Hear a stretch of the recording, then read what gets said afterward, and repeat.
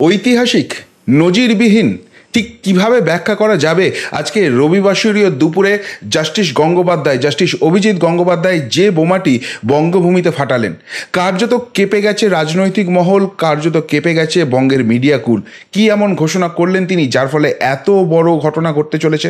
দেখুন, জাস্টিসের ক্ষেত্রে জাস্টিস গঙ্গোপাধ্যায়কে সকলেই ন্যায়ের দেবতা রূপে কার্যত বাংলায় পূজা করছিলেন এবং তিনি যেভাবে একের পর এক রায় দিচ্ছিলেন, তাদের শাসক দলের অস্বস্তি যে কতখানি তীব্র হচ্ছিল তার প্রতি তীব্র কদর্য একটা আক্রমণ থেকেই কিন্তু স্পষ্ট হয়ে যাচ্ছিল। আর সেই সমস্ত কিছুর দিকে লক্ষ্য রেখে আজকে তিনি এক সংবাদ মাধ্যমকে জানিয়ে দিলেন যে তিনি সময়ের আগেই অবসর গ্রহণ করতে চলেছেন। হ্যাঁ, ঠিক শুনছেন, জাস্টিস অভিজিৎ গঙ্গোপাধ্যায় তিনি তার হাইকোর্টের বিচারপতির যে দায়িত্ব রয়েছে সেই দায়িত্ব থেকে অব্যাহতি নিতে চলেছেন আগামী মঙ্গলবার। হঠাৎ কেন এই সিদ্ধান্ত নিলেন এবং এরপরে তিনি ঠিক কী করতে চলেছেন সেই সমস্ত কিছু নিয়ে জল্পনা শুরু হয়েছে, আর সেই সমস্ত কিছুরই ডিটেলস আপনাদের সামনে নিয়ে আসার চেষ্টা করব এই প্রতিবেদনে। নমস্কার, প্রিয়বন্ধু মিডিয়ায় আপনাদের স্বাগত এবং আপনারা দেখছেন প্রিয়বন্ধু বাংলা, সত্যের সন্ধানে সর্বদা আমি শুদ্ধশীল। বন্ধুরা, এই মুহূর্তের সব থেকে বড় ব্রেকিং নিউজ, আগামী মঙ্গলবার ইস্তফা দিতে চলেছেন কলকাতা হাইকোর্টের বিচারপতি জাস্টিস অভিজিৎ গঙ্গোপাধ্যায়। তিনি জানিয়ে দিয়েছেন যে আগামীকাল অর্থাৎ সোমবার তিনি কোর্টে যাবেন এবং সেখানে তার হাতে থাকা মামলাগুলি থেকে তিনি অন্য জায়গায় ট্রান্সফার করে দেবেন, কেননা যেহেতু তিনি বিচারপতির দায়িত্বে থাকছেন না, তার ফলে বিচার ব্যবস্থা তো থেমে থাকতে পারে না। ফলে যেটুকুনি কাজ তার হাতে রয়েছে সেই সমস্তটা তিনি ট্রান্সফার করে দেবেন। সোমবার তিনি কোনো রায় দেবেন না, যেটুকুনি কোর্টের ম্যাটার রয়েছে, টেকনিক্যাল ম্যাটার রয়েছে, তিনি সেটাকে পুরোপুরি সর্ট আউট করে দেবেন এবং তারপর আগামী মঙ্গলবার সরাসরি রাষ্ট্রপতির কাছে তার পদত্যাগপত্র পাঠিয়ে দেবেন এবং তিনি পদত্যাগ করতে চলেছেন।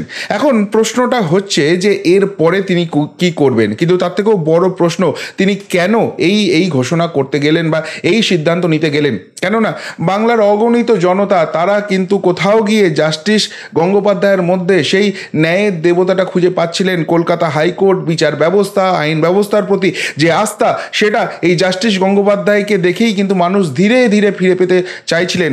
অনেক মামলা আছে যেগুলো জাস্টিস গঙ্গোপাধ্যায়ের বিচার বিষয় নয়, কিন্তু কলকাতা হাইকোর্টে গিয়ে সাধারণ মানুষ খুঁজে নেন কোথায় জাস্টিস গাঙ্গুলির এজলাসটা রয়েছে।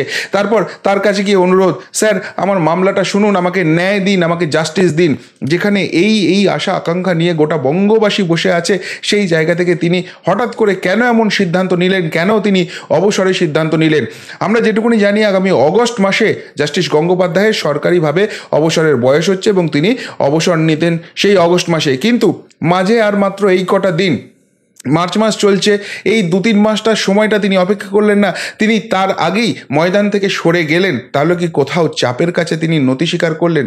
যেভাবে তাকে কদর্য আক্রমণ করা হচ্ছিল, কুৎসিত ভাষা ব্যবহার করা হচ্ছিল, তার দিকে কদর্য ইঙ্গিত করা হচ্ছিল এবং বারবার গিয়ে কোথাও সেই সুপ্রিম কোর্ট হোক, হাইকোর্ট হোক, প্রত্যেক জায়গায় তাকে হেনস্থা করার চেষ্টা করা হচ্ছিল। তার হাত থেকে সমস্ত মামলা টেনে কেড়ে নেওয়ার চেষ্টা করা হচ্ছিল।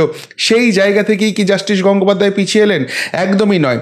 জাস্টিস গঙ্গোপাধ্যায় খোলাখুলি যেটা সংবাদ মাধ্যমের সামনে জানিয়েছেন, তিনি স্পষ্ট ভাষায় বলেছেন যে তিনি যে ন্যায়টা দেওয়ার চেষ্টা করছিলেন, তিনি যে জাস্টিসটা দেওয়ার চেষ্টা করছিলেন, তাতে নিঃসন্দেহে এক শ্রেণীর রাজনৈতিক নেতা নেত্রীর বড্ড বেশি কষ্ট হচ্ছিল এবং বিশেষ করে শাসক দলের ক্ষেত্রে তাকে সরাসরি চ্যালেঞ্জ করা হচ্ছিল যে তিনি যে কথাগুলো বলছিলেন সেগুলো বিচারপতির চেয়ারে বসে নাকি বলা যায় না। তার হিম্মত থাকলে তিনি এই বিচারপতির পদ ছেড়ে দিন এবং রাজনৈতিক ময়দানে অবতীর্ণ হন এবং সেইখানে তিনি জিতে মানুষের রায় নিয়ে তারপর প্রমাণ করুন তিনি সঠিক কথা বলছেন। আর সেই চ্যালেঞ্জটাকেই তিনি এবার অ্যাকসেপ্ট করতে চলেছেন। তিনি জীবনের বৃহত্তর ক্ষেত্রে, বৃহত্তর প্রেক্ষাপটে যেতে চাইছেন এবং তিনি রাজনৈতিক দলে যোগদান করতে চলেছেন। সেই জায়গা থেকেই তিনি কিন্তু অবসর গ্রহণটা করছেন এবং মঙ্গলবার দিন রাষ্ট্রপতির কাছে তার পদত্যাগপত্র পাঠিয়ে দিচ্ছেন। এবার তিনি এই প্রসঙ্গে সংবাদ মাধ্যমকে যেটা জানিয়েছেন সেটা খুব ইন্টারেস্টিং। তিনি এক তো জানিয়েছেন যে শাসক দলকে তিনি এই জন্য ধন্যবাদ জানান, তিনি যে জায়গাটা বিচারের ক্ষেত্রটা থেকেই ন্যায় দেওয়ার চেষ্টা করছিলেন সেই জায়গা থেকে তাকে বেরিয়ে সেই বৃহত্তর প্রেক্ষাপটটা গ্রহণ করার চ্যালেঞ্জ শাসক দলই নিয়েছিল এবং তারা সেই চ্যালেঞ্জটা না করলে তিনি হয়তো এই ব্যাপারটা নিয়ে সিরিয়াসলি ভাবতেন না। যেটা তার কাজ, সেই বিচারপতি চেয়ারে বসে মানুষকে বিচার দেওয়ার কথাটাই ভাবতেন। শাসক দলের চ্যালেঞ্জটাই তাকে কিন্তু প্রভাবিত করেছে যে হ্যাঁ এই চ্যালেঞ্জটা নেওয়ার দরকার আছে, এবং সেই জন্যই তিনি এই সিদ্ধান্তটা নিয়েছেন। এবার দ্বিতীয়ত তিনি যে কথাটি বলেছেন সেই কথাটা হচ্ছে যে তিনি বৃহত্তর ক্ষেত্রে অর্থাৎ কোনো রাজনৈতিক দলে যোগদানের কথা তিনি ভাবছেন, এবং তিনি সেখানে আরেকটি কথাও বলেছেন যে দুটি সম্ভাবনার কথা শোনা যাচ্ছে যে তার জন্য ভবিষ্যতের কি প্রেক্ষাপট রয়েছে। একটা দল বলছেন বা একটা গুঞ্জন চালু হয়েছে যে জাস্টিস গঙ্গোপাধ্যায় যে মুহূর্তে বিচারপতির আসন থেকে নিজেকে সরিয়ে নেবেন, তিনি পদত্যাগ করবেন, তাকে রাজ্যপাল করা হতে পারে, এই রকম একটা সম্ভাবনার কথা উঠছে, এবং সেই নিয়েও তাকে সরাসরি প্রশ্ন করা হয়েছিল। তার উত্তরে তিনি বলেছেন যে দেখুন, রাজ্যপাল হওয়ার বিষয়টা হচ্ছে বর্তমানে কেন্দ্রের যারা শাসক দল রয়েছেন তাদের উপর কিন্তু নির্ভর করছে যে কাকে রাজ্যপাল করা হবে কি রাজ্যপাল করা হবে না, এবং তিনি তো এখনো ঘোষণা করেননি কোন রাজনৈতিক দলে তিনি যোগদান করতে চলেছেন, এবং সেই জায়গা থেকে এই মুহূর্তে রাজ্যপাল হবেন কি হবেন না এই ধরনের গুঞ্জনের তো কোনো অর্থ হয় না।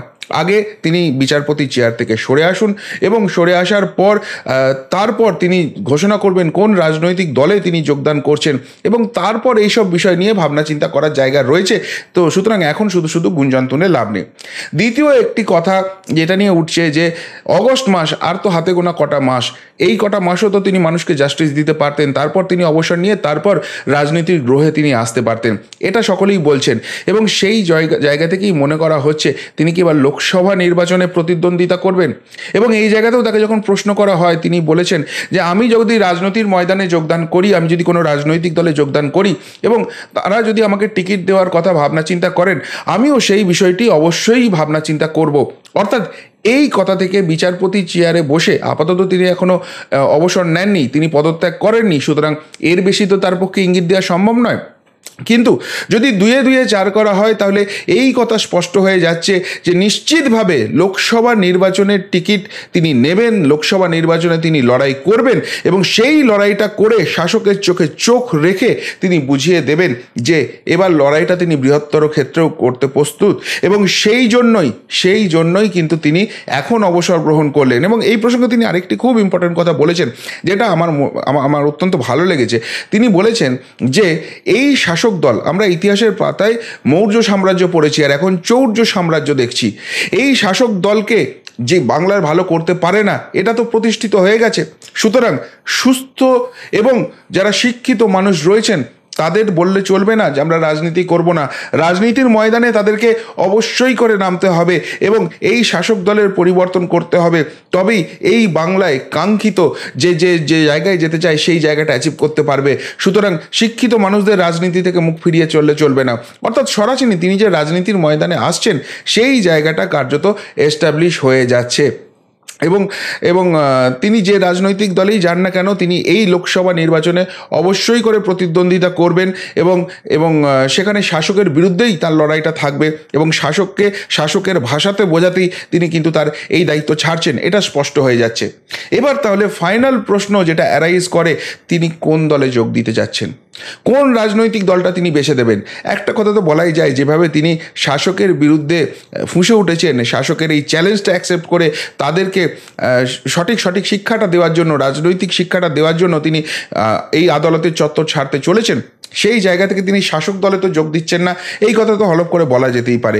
তাহলে বাংলায় আপাতত তিনটি অপশন পড়ে রয়েছে, 1 বিজেপি, 2 কংগ্রেস, 3 বাম। জল্পনাটা এই কারণেই হচ্ছে কেননা অনেকেই বলে থাকেন বা শাসক দল সরাসরি অভিযোগ করে থাকে এই জাস্টিস গঙ্গোপাধ্যায়ের অ্যাপয়েন্টমেন্ট সেখানে বাম আমলে বাম নেতাদের কিছু কাজ ছিল এবং তিনি নাকি বাম ঘনিষ্ঠ, এই কথা হয়েছে। এমনকি তিনি রাজ্যের মুখ্যমন্ত্রী যদি হন, এই নিয়ে বাম বা কংগ্রেস নেতাদের যে প্রতিক্রিয়া কিছুদিন আগে দেখা গিয়েছিল সেই নিয়েও যথেষ্ট চর্চা হচ্ছে, ফলে তার বাম শিবিরে যোগদান নিয়ে কিন্তু একটা কথাবার্তা উঠছে। আবার আরেকটা জায়গা কিন্তু খুব খুব খুব সিগনিফিক্যান্ট হয়ে দেখা যাচ্ছে, সেটা হচ্ছে আপনাদের মাথায় থাকবে যে আইনজীবী তথা প্রাক্তন কংগ্রেস নেতা কৌস্তভ বাগচি যেদিনকে বিজেপিতে যোগদান করলেন, শুভেন্দু অধিকারী এবং সুকান্ত মজুমদার দুজনে একসঙ্গে ছিলেন, এবং সেখানে শুভেন্দু অধিকারী কিন্তু একটা ঘোষণা করেছিলেন যে আগামী 7 তারিখ 7ই মার্চ একটা এমন যোগদান হতে চলেছে যেটা নোটেবল, যেটা কার্যত রাজনৈতিক ভূমিকম্প দাঁড়াবে, যেটা রিমার্কেবল হতে চলেছে। এবং সেইখান থেকে বহু নাম ভেসে আসছিল। আর সেই রিমার্কেবল জয়েনিংটাই কি জাস্টিস অভিজিৎ গঙ্গোপাধ্যায়ের জয়েনিং হতে চলেছে? এই প্রশ্নটা কিন্তু আজকে খুব বৃহত্তর ক্ষেত্রে ভেসে উঠল। কেননা এমন একটা জয়েনিং, দেখুন আজকের দিনে একটা রাজনৈতিক নেতা অন্য দলে যাচ্ছেন না, সেটা নিয়ে কিছুটা হইচই হতে পারে।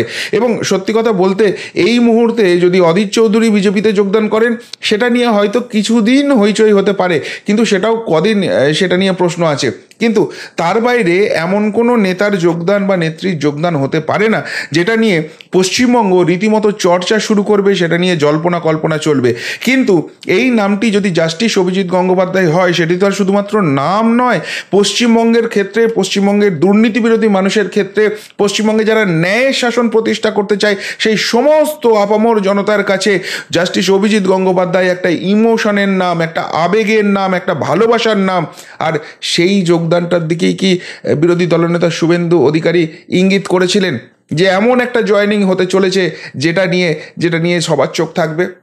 এবং এই কারণে আরও প্রশ্নটা উঠছে, কেননা টাইমিংটা দেখুন, 3 তারিখ হচ্ছে আজকে, 4 তারিখ সোমবার জাস্টিস গঙ্গোপাধ্যায় আদালতে যাচ্ছেন, 5 তারিখ তিনি তার পদত্যাগপত্র পাঠাচ্ছেন, তারপর 6 তারিখ প্রধানমন্ত্রী বঙ্গ সফরে আসছেন এবং 7 তারিখ একটি যোগদান হচ্ছে, যে যোগদানে সুকান্তবাবু থাকবেন, শুভেন্দুবাবু থাকবেন, এমনকি কেন্দ্রীয় স্তরের নেতারাও থাকতে চলেছেন স্পেশালি। তাহলে কি সেই দিনটা জাস্টিস অভিজিৎ গঙ্গোপাধ্যায়কে বরণ করে নেওয়া হবে বিজেপিতে? আর সেইটার কথাই সেদিনকে ইঙ্গিতটা দিয়ে গিয়েছিলেন। আজকে জাস্টিস গঙ্গোপাধ্যায়ের এই আচমকা অবসর ঘোষণা, পদত্যাগপত্র পাঠানোর ঘোষণা, সেইটা কিন্তু জল্পনাটা বহু গুণ বাড়িয়ে দিল। কি বলবেন জাস্টিস গঙ্গোপাধ্যায়ের এই সিদ্ধান্ত নিয়ে? সত্যিই কি একটা বড় রাজনৈতিক সুনামি এবার বঙ্গ দেখতে চলেছে? জাস্টিস গঙ্গোপাধ্যায় রাজনীতির ময়দানে আসছেন কোন দলের হয়ে? এবং সত্যিই কি শাসকের চোখে চোখ রেখে শাসককে যে সবকটা তিনি বিচারপতির চেয়ারে বসে শেখাতে পারেননি, রাজনীতির ময়দানে এসে কি এবার সেই সবকটাই তিনি শেখাতে পারবেন? উত্তরটা অবশ্যই কমেন্ট বক্সে কমেন্ট করে জানাবেন। এখনকার মতো এখানেই শেষ করলাম, ফেরত আসছি নতুন প্রতিবেদন নিয়ে খুব তাড়াতাড়ি। ভালো থাকবেন, সাথে থাকবেন, পাশে থাকবেন। নমস্কার।